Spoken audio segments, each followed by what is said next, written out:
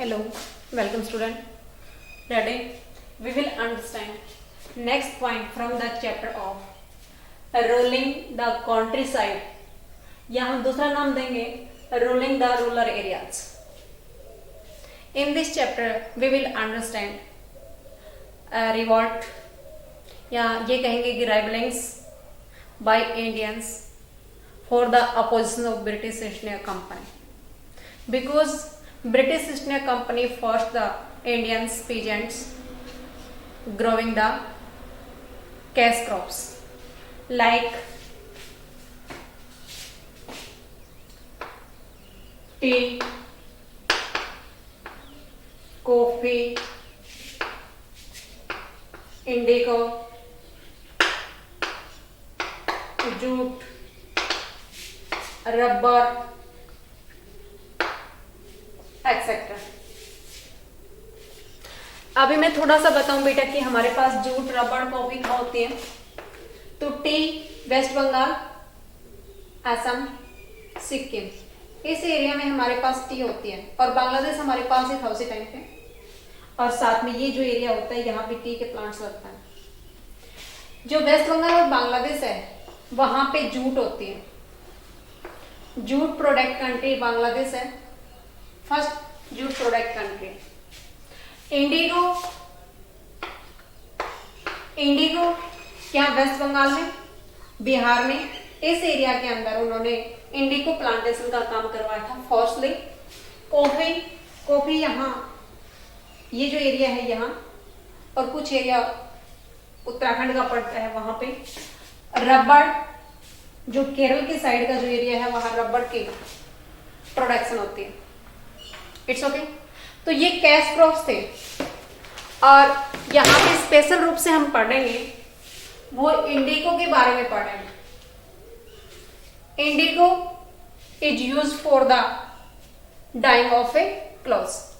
Die of cloths यानी कि इससे ब्लू कलर नहीं बनता है और क्लॉथ्स को ब्लू कलर देने के लिए, डाई करने के लिए इंडिगो का यूज होता है। तो जो कॉटन टेक्सटाइल मिल है जिसमें हमने स्टडी की थी कि सबसे पहले ब्रिटिश ईस्ट इंडिया कंपनी में कॉटन टेक्सटाइल मिल लगी थी। उस क्लॉथ्स को डाई करने के लिए ब्लू कलर की रिक्वायरमेंट थी और ये ब्लू कलर उनको इंडिगो से लेना था। इसलिए British east India company force the Indian peasants for growing the Indigo. Indigo को उपजाने के लिए वो उनको एडवांस में पैसा देते थे। जब उसकी फसल तैयार हो जाती उसको परचेज करके उसको फिर दोबारा से एडवांस में दे देते थे। इसलिए वो डिबेट का जो सिस्टम था डिबेट साइकिलिंग थी वो कभी नहीं टूट पाते थे, यानी कि हमेशा कर्जा में वो डूबा रहता था। इसकी एक इस इंडिगो क्रॉप्स की एक फीचर ये थी कि इसके लिए फर्टाइल सॉइल चाहिए, बेस्ट क्वालिटी की सॉइल चाहिए, अलाइवल सॉइल चाहिए। After growing the indigo peasants was not able to grow rice. वहां पर जब राइस नहीं होगा तो वो ईटेबल्स नहीं तैयार कर पाएंगे। इसलिए वो इंडिगो को उपजाने के लिए, ग्रो करने के लिए उनके पास प्रॉब्लम आते थे। और धीरे धीरे उन्होंने क्या किया, उन्होंने ब्रिटिश ईस्ट इंडिया कंपनी को रिफ्यूज कर दिया, मना कर दिया। किसके लिए? इंडिगो को ग्रो करने के लिए। They attack the planter and gumasta. ये गुमास्त कौन होते हैं बेटा?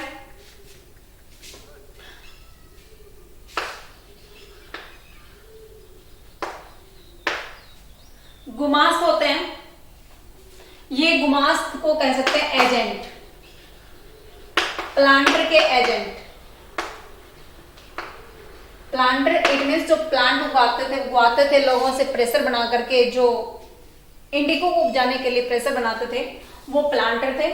और प्लांटर के जो एजेंट होते थे उनको गुमास्त बोला जाता था।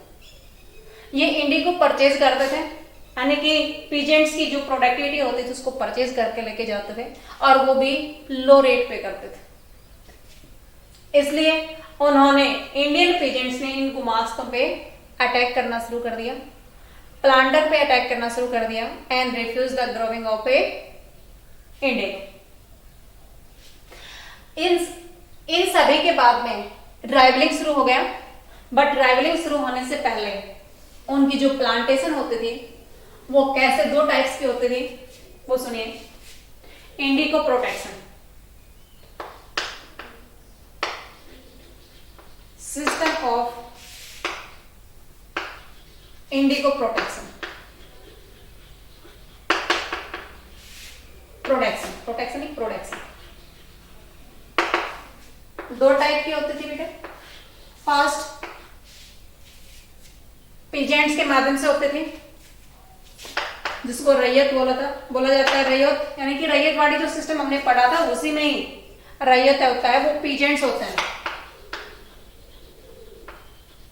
और दूसरी निज सिस्टम। रैयत क्या होता है बेटा? Planter enter into A agreement with the रैयत, इनसे एग्रीमेंट करते थे और उसके बाद में ये रैयत अपनी लैंड पे इंडिगो ग्रो करके ब्रिटिश ईस्ट इंडिया कंपनी के प्लांटर को सौंप देते थे। निज क्या होता है? निज सिस्टम, इसके तहत प्लांटर्स परचेज द लैंड और rented on the rented land they grow they grown,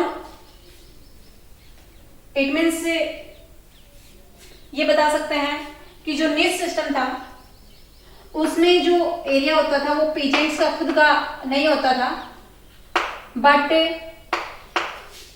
जो प्लांटर होते थे इस पीजेंट से या तो इसको सेल कर दिया करता था, ये पीजेंट्स इसे प्लांटर को उसको सेल कर देते थे, या फिर ये कहेंगे कि ये रेंट पे दे दिया करते थे। इस लैंड को पीजेंट से प्लांटर को अपनी लैंड रेंट पे देने के बाद they grew indigo plant on this area, तो वो निज सिस्टम होता था। जो रियल सिस्टम था उसके तहत वो डायरेक्ट पीजेंट्स को फोर्स करते थे, उसको एडवांस में पैसे देते थे और उनसे इंडिगो परचेज कर लेते थे on the low rate. It's okay. ये था उनका इंडिगो प्रोडक्ट करने का सिस्टम। अब उन्होंने फोर्स करने के बाद जब हमारे इंडियन पीजेंट ने रिफ्यूज किया तो उनके बीच में राइवलिंग शुरू हो गई, जिसको हम नाम दे सकते हैं इंडिगो राइवलिंग। इंडिगो राइवलिंग का नाम हम दूसरा दे सकते हैं ब्लू राइवलिंग।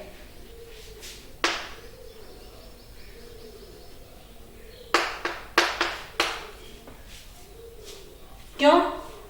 क्योंकि इंडिगो से कौन सा कलर तैयार होता है? ब्लू कलर तैयार होता है, इसलिए उसको क्या नाम दिया गया? ब्लू राइवलिंग। ये ब्लू राइवलिंग स्टार्ट हुआ बंगाल के अंदर 1859 टू 60। बंगाल के लोगों ने जब इंडिगो प्लांट करने के लिए, प्लांट ग्रो करने के लिए रिफ्यूज कर दिया, तो उसके बाद में वहां राइवलिंग शुरू हुई। उनको फोर्स किया गया, उनको पनिशमेंट दिया गया, उनका एक्सप्लोटेशन दिया गया, बट बंगाल से उनको वहां से अपने सिस्टम को छोड़ करके चंपारण में जाना पड़ा। चंपारण जो एट प्रेजेंट बिहार का एरिया पड़ता है, वहां पे इंडिगो प्लांटेशन में हमारे इंडियन वर्कर से काम करवाया गया। उसमें जो एंट्री किया जाता था उसको उस बाउंड्री से बाहर निकलने के लिए अलाउ नहीं होता था, और यहीं पे उनको 18 घंटे काम करवाने के बाद इनको पेमेंट नहीं दी जाते थे, इनको टॉर्चर किया जाता था, इनको 2 टाइम्स का फूड भी प्रोवाइड नहीं करवाया जाता था। ऐसे हमारे इंडियन वर्कर्स की सिचुएशन यहाँ पे हो गई थी। ये वही चंपारण है जहां पे महात्मा गांधी 1917 में पहुंच करके फर्स्ट सत्याग्रह मूवमेंट स्टार्ट किया। फर्स्ट सत्याग्रह मूवमेंट इसी चंपारण से महात्मा गांधी ने स्टार्ट किया था 1917। ओके। इन इंडिको रेवलिंग को देखते हुए एक बंगाली आर्टिशन है जिसका नाम है दीन बंधु मित्र, बहुत ही फेमस नाम है। उसने नील दर्पण एक प्ले किया, एक नाटक लिखा। किस लैंग्वेज में? बंगाली लैंग्वेज। ओके। इस नील दर्पण नाटक में इंडिको प्लांटेशन में काम करने वाले लोगों की क्रिटिकल पोजीशन को इसमें शो किया गया। ये उसी को इंडिकेट करने वाला है, यानी कि the mirror of A India. ये दर्पण है किसका? इंडिको, यानी कि नील की खेती करने वाले, इंडिको की कल्टीवेशन करने वाले लोगों की जो हालात थी, उस हालात को उसने अपने नाटक के अंदर शो किया।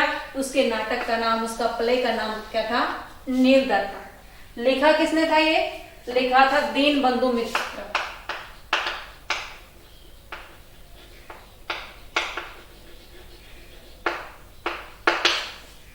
Okay, your chapter has been finished.